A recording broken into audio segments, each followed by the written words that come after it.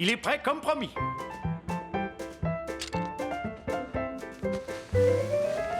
Ouh!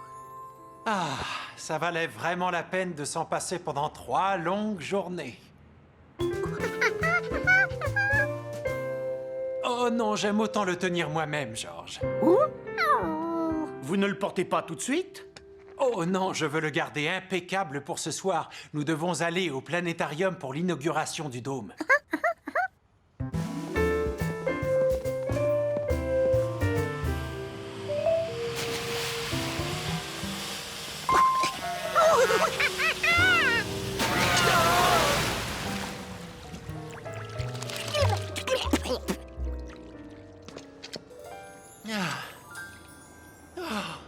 Merci. Rentrons vite à la maison avant qu'il n'arrive quoi que ce soit à mon chapeau. Allez.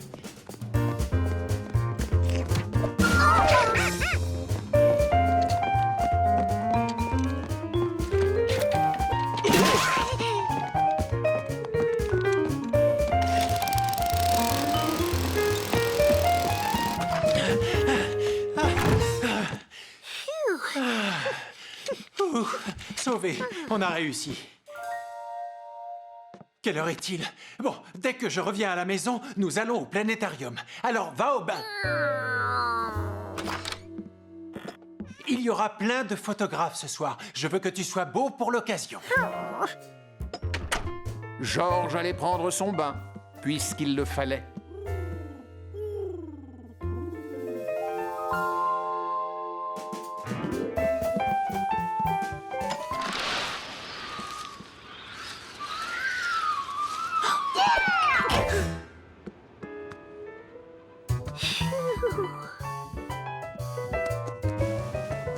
C'était vraiment un très beau chapeau. Qui aurait pu résister à l'envie de l'essayer?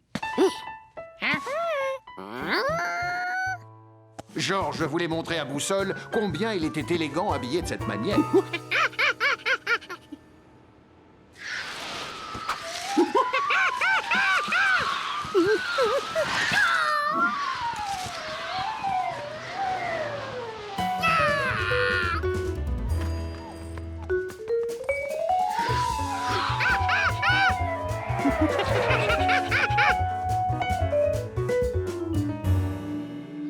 George avait bien vu le chapeau s'envoler par là. Où était-il passé?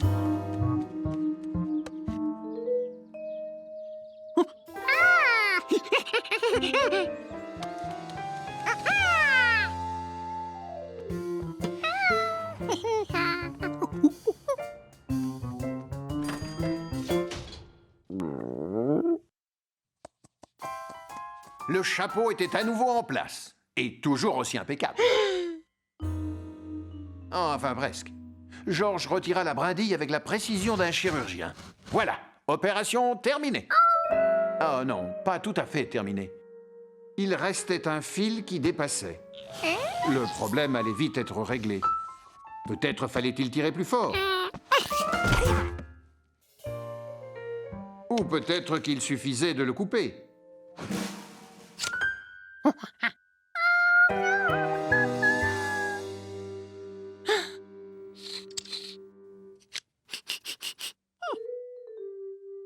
Mais George avait oublié que la dernière fois qu'il s'était servi des ciseaux, c'était pour couper son sandwich fraise-banane. Et maintenant, il fallait s'occuper de cette tâche. Une fois nettoyée, on ne la verrait plus.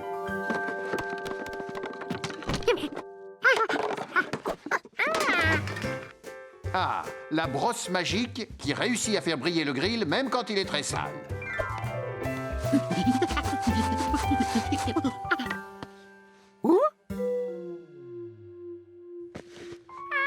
Mais n'avait-il pas frotté un peu trop fort? Dès que je rentre, on va au planétarium. Il fallait vite trouver une solution.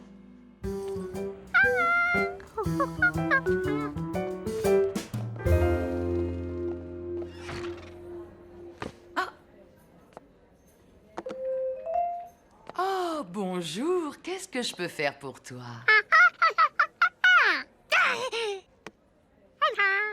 Tu veux un joli chapeau comme celui-là? Tu as de la chance. Je viens justement d'en recevoir un.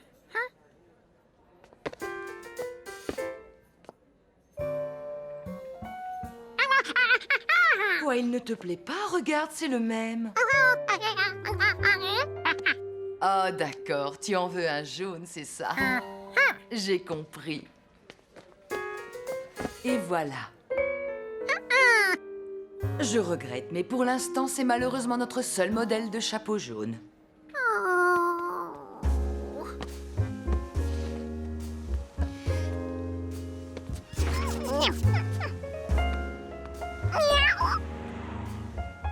Gnocchi n'avait jamais vu Georges aussi triste.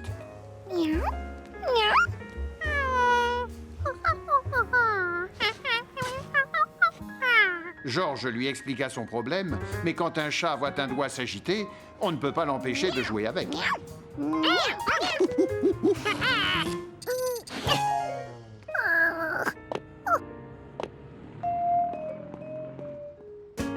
Tout compte fait, il n'avait peut-être pas besoin d'un nouveau chapeau jaune, mais de quelque chose qui y ressemblerait.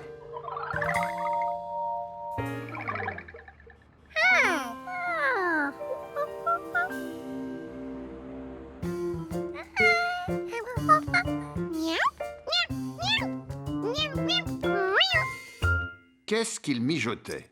Gaspard avait décidé de ne pas s'occuper de Georges. Enfin, il avait essayé. Que cachait-il derrière son dos?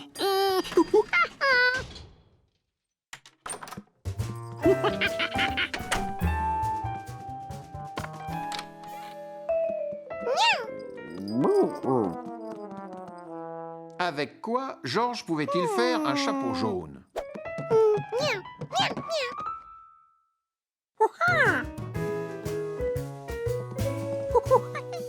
La même couleur? Parfait.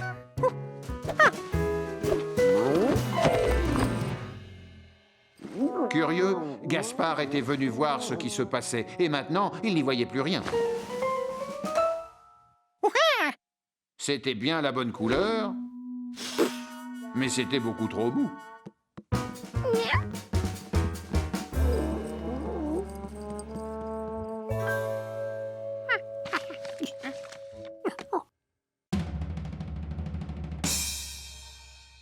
Cette fois, c'était trop pointu.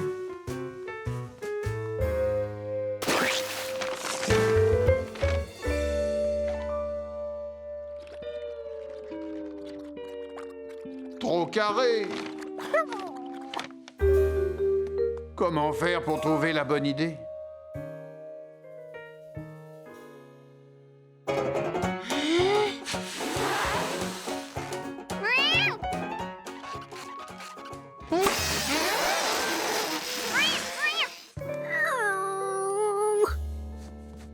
Aucun de ces chapeaux de fabrication maison ne pouvait remplacer l'original.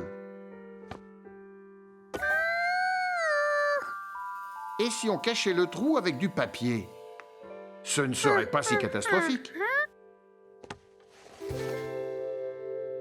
Voilà la solution. Il n'avait pas besoin d'un nouveau chapeau. Il suffisait de colmater le trou avec du papier.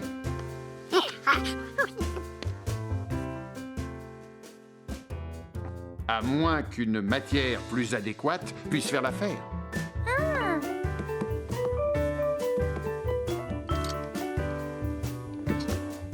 Cette chaussette, par exemple.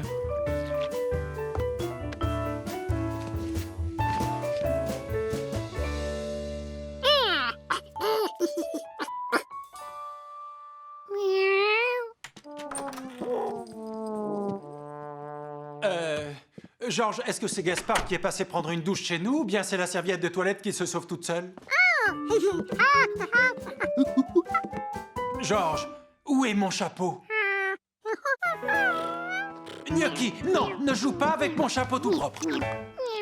Il doit être impeccable pour ce soir. Georges, peux-tu m'expliquer pourquoi il y a un trou bouché par cette chaussette?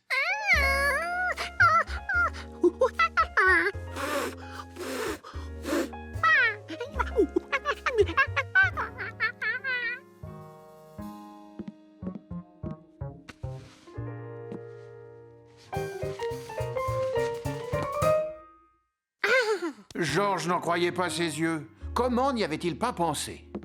Ça fait joli avec ce foulard. Il faut se dépêcher maintenant. Tu as pris ton bain?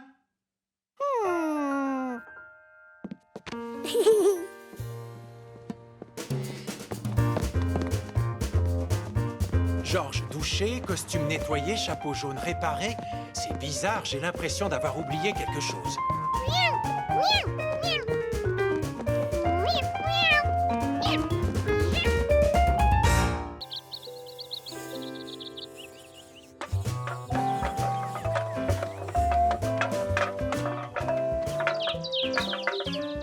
Georges aimait les paysages et les bruits de la campagne.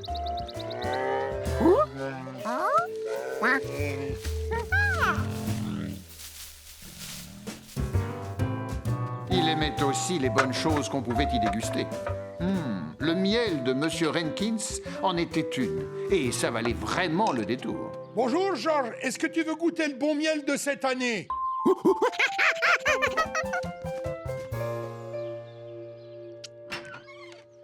Je t'ai mis du pain fait maison dans le sac. Tu m'en diras des nouvelles.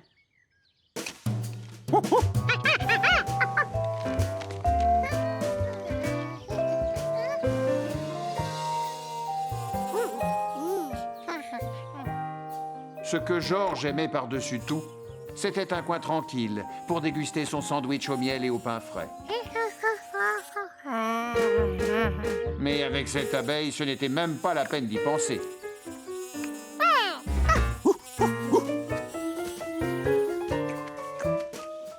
C'est ça, va-t'en. Mais pourquoi est-elle partie aussi rapidement? Que pouvait-il y avoir de plus intéressant que son sandwich au miel? Il fallait que Georges en ait le cœur net. C'est en marchant dans la prairie que Georges aperçut une fleur qui gigotait sans qu'il y ait le moindre souffle de vent. C'était son abeille qui butinait de fleur en fleur. Que pouvait-elle bien leur trouver? Le miel, c'était tout de même bien meilleur.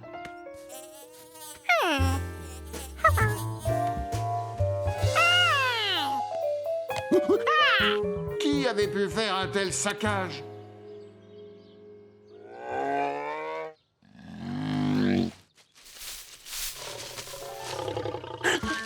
Un ours? Un ours en chair et en os? Georges n'en avait jamais vu. Sinon en peluche, quand il était tout petit.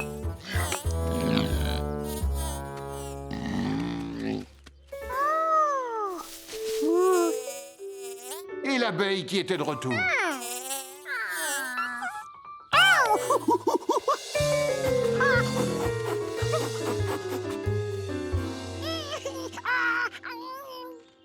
Cette abeille a cru que tu voulais lui faire du mal, Georges.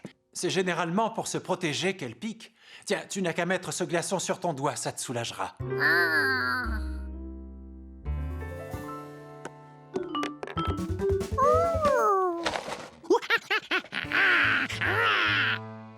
Oh, tu veux encore des céréales? Mais tu viens de prendre ton petit déjeuner.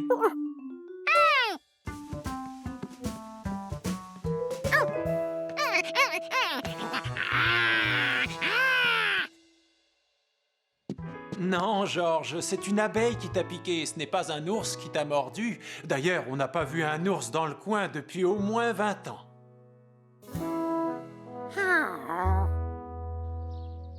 Georges savait qu'il n'avait pas rêvé. Il avait bien vu un ours.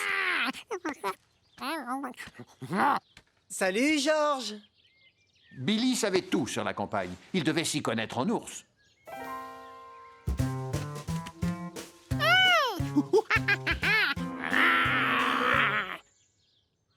Oui, très bonne imitation, Georges. Eh, tu sais qu'on n'a pas vu un ours par ici depuis 30 ans?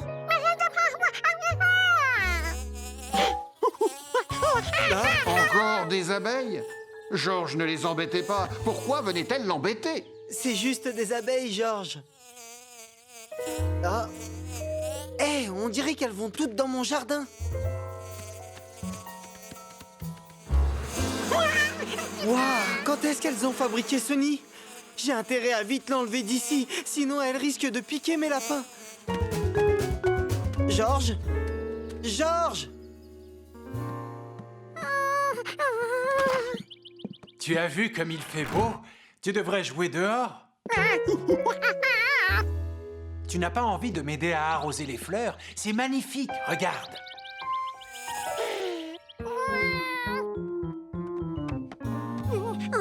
Oh, tu as peur d'être encore piqué par une abeille, c'est ça? Hé, je vais passer voir les Renkins. Tu veux venir avec moi? Ils t'aideront sûrement.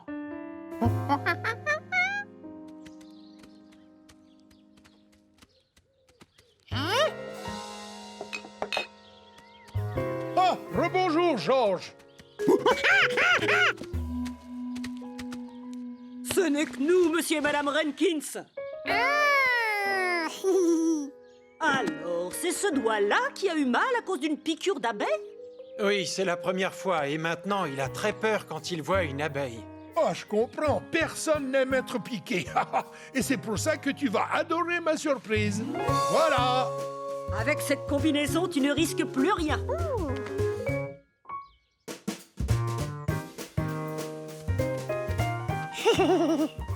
Tu veux que je te montre quelque chose d'intéressant?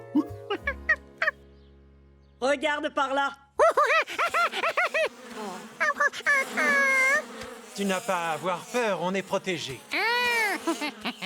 Georges, t'as envie de savoir pourquoi les abeilles adorent se poser sur toutes ces fleurs? C'est pour en ramasser le nectar. Approche-toi et regarde. Les abeilles récoltent le nectar. Leurs pattes sont pleines de pollen, une sorte de poudre qu'elles vont transporter de fleur en fleur. Et c'est grâce à ça que d'autres fleurs pousseront. C'est ici dans la ruche que le nectar est transformé en provision pour les abeilles. Est-ce que tu sais comment on appelle ce qu'elles mangent? C'est du miel. Le même que celui que tu mets sur tes tartines. Elles en fabriquent plus qu'elles n'en mangent. Et nous, on prend le reste. Tiens, je t'en offre un autre pot. Tu vas te régaler. Comment quelque chose d'aussi délicieux pouvait venir de bêtes qui vous piquent? Georges voulait les remercier.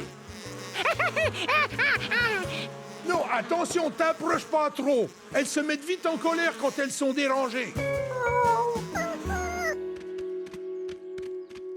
Je reste m'occuper des ruches, mais je n'en ai pas pour longtemps.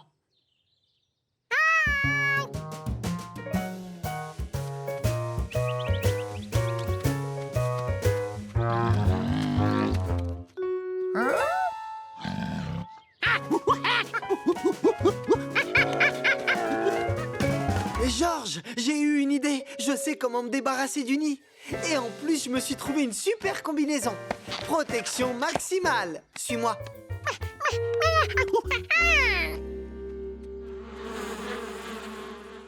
En sautant sur cette planche, j'envoie ces tas de boue en l'air. Là, ça vient taper dans le nid qui dégringole dans la poubelle. Et je l'emporte à Monsieur Renkins. Oui, je sais. Normalement, c'est pas comme ça qu'on enlève un nid. Mais je dois faire vite si je veux pas que mes lapins se fassent piquer. Georges flairait la catastrophe. Les abeilles allaient se mettre en colère. Ce ne sont pas des monstres. Regarde. Sans la lumière, les choses prennent une autre apparence, mais elles restent les mêmes. C'est ton imagination qui te joue des tours, Georges. Mais rassure-toi, j'ai un remède radical contre la peur du noir. Ça s'appelle une veilleuse.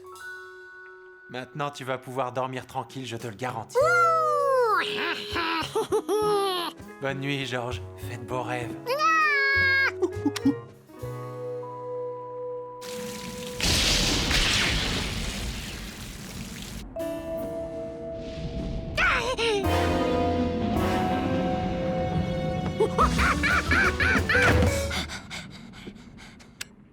Mauvaise nouvelle, l'orage a provoqué une panne de courant.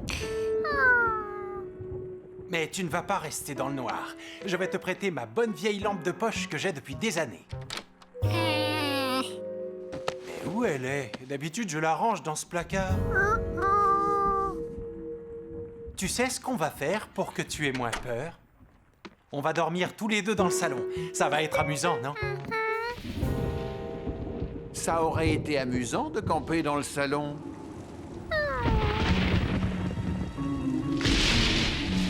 Si Si seulement Georges avait pu trouver le sommeil.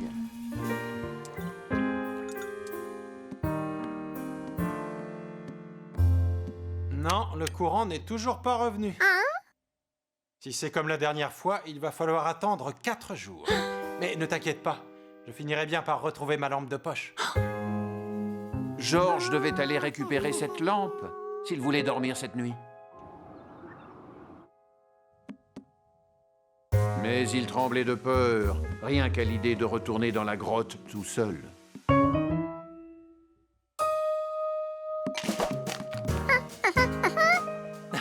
Tu veux prendre quelques noix, c'est ça? Serre-toi.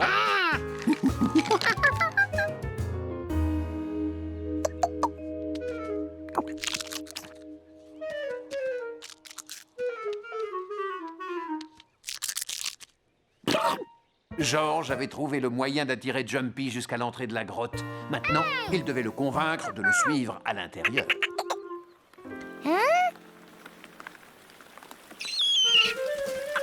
Ce fut beaucoup plus facile que prévu.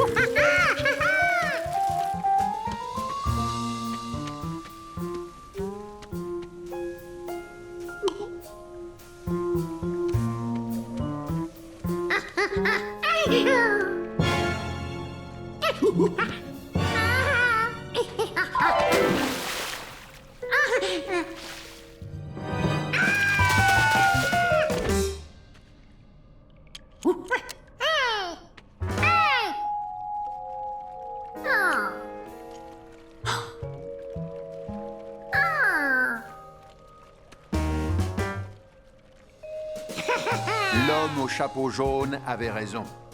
Tout ce qui faisait peur à Georges ne sortait que de son imagination.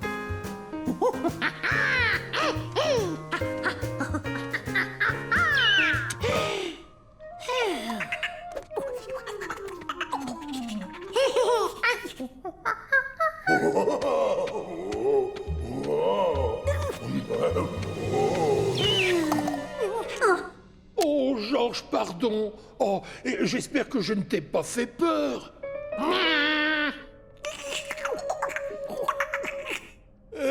Je me suis fait surprendre par la pluie, alors je me suis réfugié ici. Regarde ce que j'ai trouvé. Tu la veux? Oh, je connais cette grotte comme ma poche. J'y viens depuis que je suis tout petit. Viens, je vais te la faire visiter.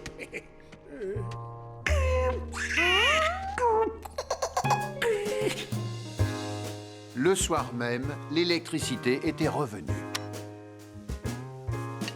Mais Georges n'en avait plus besoin.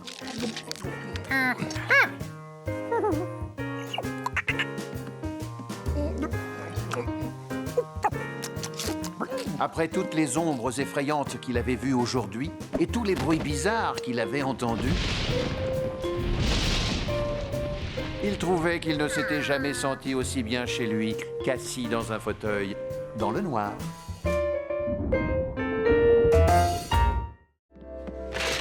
Les petits singes, ça prend beaucoup de place. Surtout quand ils possèdent beaucoup d'affaires. Et voilà, Georges, on a tout rangé. Hein, Georges?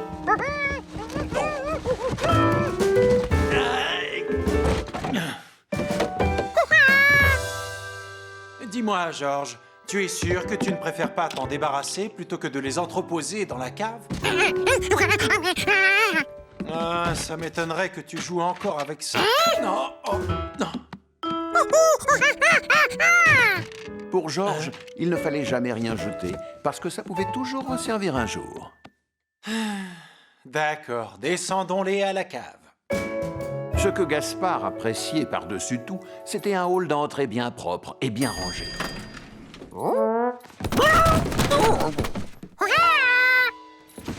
Si seulement ce singe avait été sur la même longueur d'onde. Désolé pour le désordre, Gaspard. Vous avez tout descendu? Même pas la moitié, hélas. Hein? Oh, la sonnerie du 300 est encore bloquée. Gaspard va vous accompagner à la cave à ma place. Ah, d'accord. Je remonte chercher d'autres cartons. Va avec Gaspard choisir une place pour les ranger.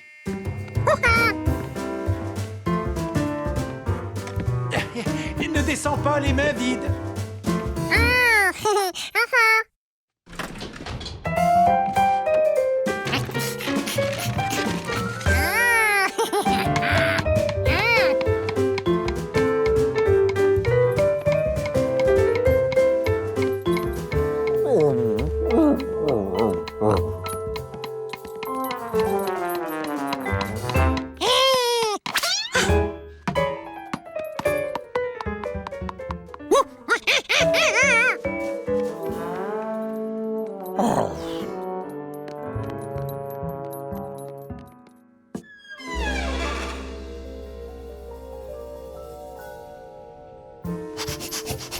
Gaspard rechercha un espace pour ranger les affaires de Georges.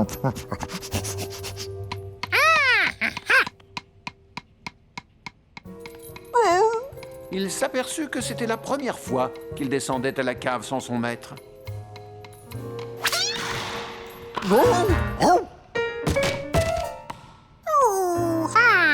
Où était-elle passée, cette balle? Un vrai chien de concierge se doit de rester imperturbable.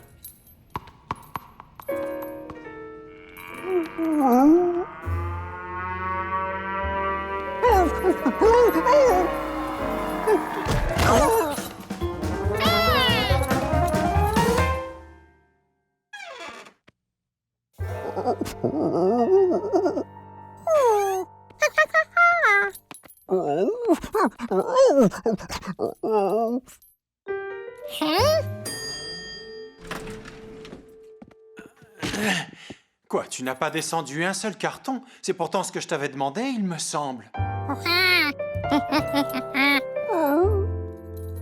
Fais-le cette fois, pendant que moi, je vais remonter chercher d'autres cartons.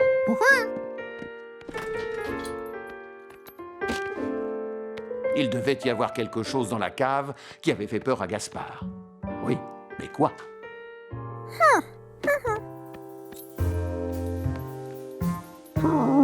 Il ne pouvait pas laisser ce pauvre Georges s'aventurer là-dedans tout seul. En tant que chien de concierge, il devait l'accompagner. Il n'y avait aucune raison d'avoir peur. Après tout, une cave, ça n'est qu'une pièce remplie de vieilleries.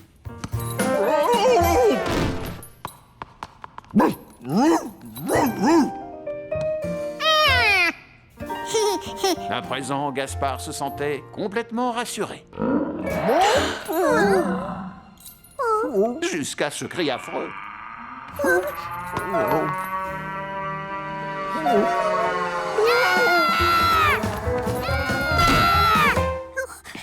Chut! Qu'est-ce qui vous prend de crier comme ça? Calmez-vous, enfin! Quelque chose dans la cave a dû les effrayer. Descendons tous ensemble pour voir ce que c'est. Allez-y sans moi, je dois attendre le réparateur pour la sonnerie. Gaspard aurait tellement voulu échanger sa place avec son maître. Le meilleur jour pour regarder passer les bateaux, c'était le samedi. Il y avait des vedettes, des remorqueurs, des teckels. Des teckels. Hé, mais c'est Gaspard! Le chien du concierge aimait faire du bateau pour 3 raisons. Le bruit du vent qui soufflait dans la voile, la manière dont son maître se servait du vent pour que le bateau aille plus vite, et la distance de sécurité qu'il y avait entre lui et le fauteur de troubles le plus proche.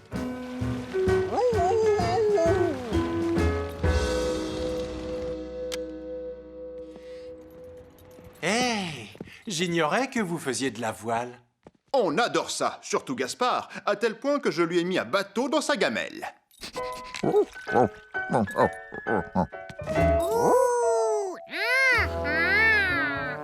Quand il boira, il se rappellera notre balade en voilier, et ça le mettra de bonne humeur. Si vous voulez voir de magnifiques bateaux à voile, ne manquez pas Pirates sans carabine ce soir.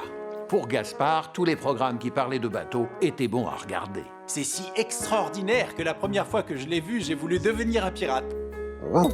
Comme c'était un voilier, Georges se mit à souffler dessus pour le faire avancer.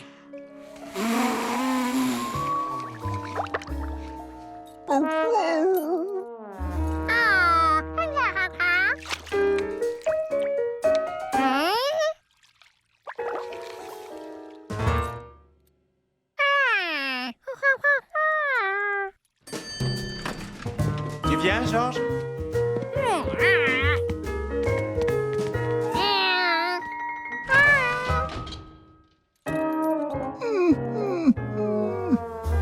La chaîne documentaire Neptune vous présente Pirates sans carabine.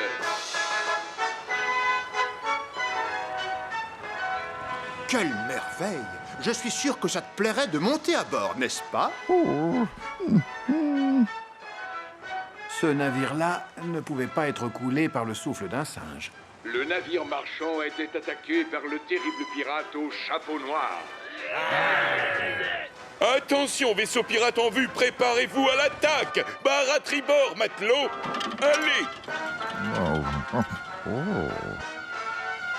Les navires de cette époque avaient fière allure, quand même. Ça devait être un honneur immense d'être capitaine.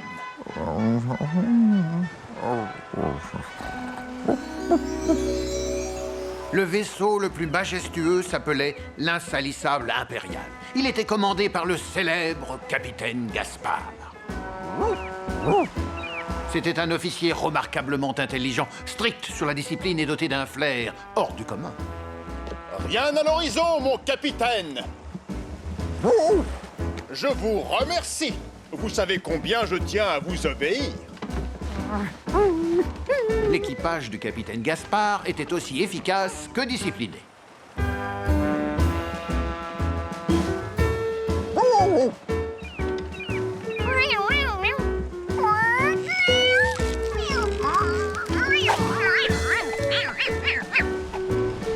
Il savait se servir de la force du vent comme personne. C'était le plus grand marin de toute l'histoire maritime. Mais le voyage ne fut pas toujours de tout repos. Un nouveau membre d'équipage embarqua lors d'une escale aux îles Tortugas. Georges le Moussaillon aimait semer la pagaille à grands coups de sandwich à la confiture.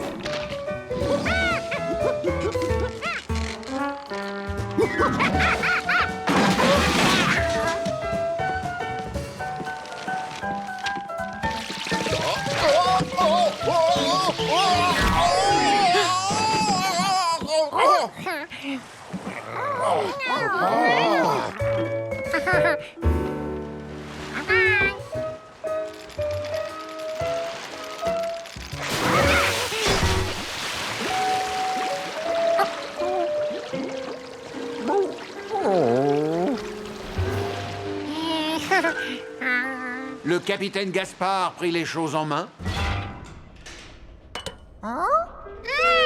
et enferma le singe dans la cale pour que son vaisseau reste impeccable.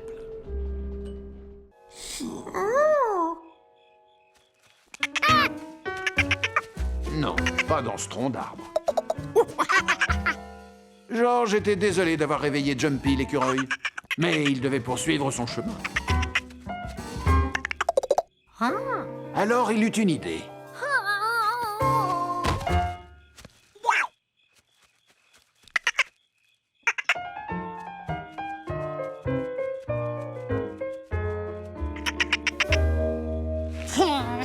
Faire l'opossum avait son utilité. J'ai reçu un autre appel au sujet de la créature. Cette fois, elle aurait jeté la panique parmi le bétail de Monsieur Runkins. Mais permettez-moi de rassurer les enfants en leur disant que tout ça, c'est pour rire. La créature n'est qu'une légende. Enfin, je l'espère. Georges se rappela que l'opossum aimait les sandwichs aux poissons. Alors peut-être qu'il vivait dans l'eau, comme les castors.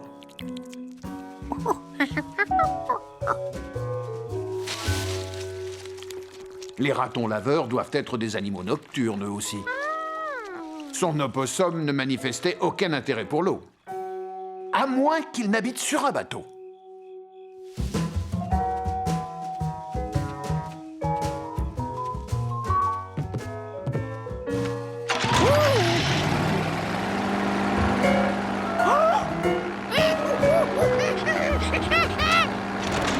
Allô, Clint? Je crois que la créature du lac est en train de voler notre bateau. Peut-être que la famille de cet opossum habitait en ville. Georges le porta à bout de bras pour l'aider à se repérer dans les rues.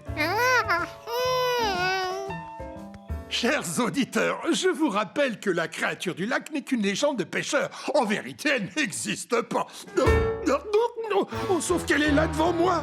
Elle doit mesurer 3,50 m. Elle est aussi terrifiante qu'un requin tenant un harpon. Oh non!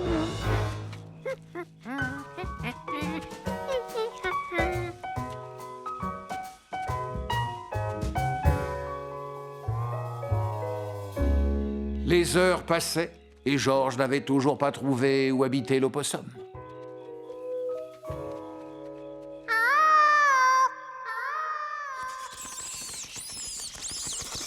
Il découvrit d'autres maisons d'animaux nocturnes.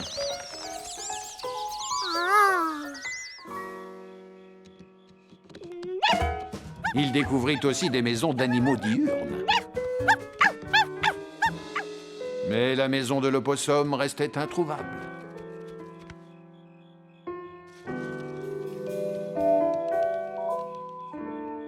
Il était tellement fatigué qu'il croyait voir des opossums partout. Mais peut-être ne rêvait-il pas.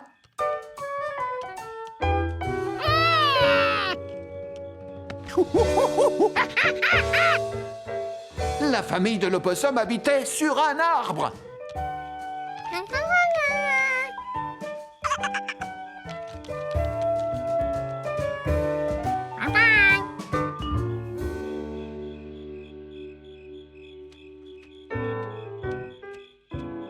Georges? Mais il est un peu tard pour faire une promenade. La nuit a été mouvementée. Des personnes nous ont signalé avoir vu des créatures nocturnes.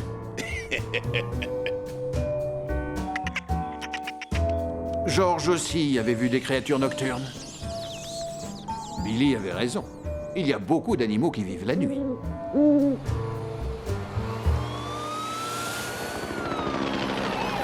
Mais Billy s'était trompé au sujet de la ville. Elle n'était pas aussi calme.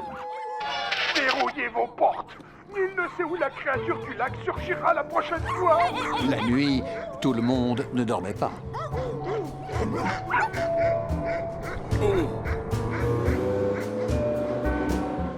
Bonne nuit, Georges. Dors bien, mon petit. Georges, lui, allait bien dormir. Mais avant de se coucher, il alla remplir la mangeoire pour se réveiller avec le gazouillis des oiseaux. Bonjour, Georges. C'est l'heure de se lever. Hein? Georges? Oh. Georges avait appris une chose de plus sur les animaux nocturnes. S'ils restent éveillés la nuit, c'est parce qu'ils dorment pendant la journée.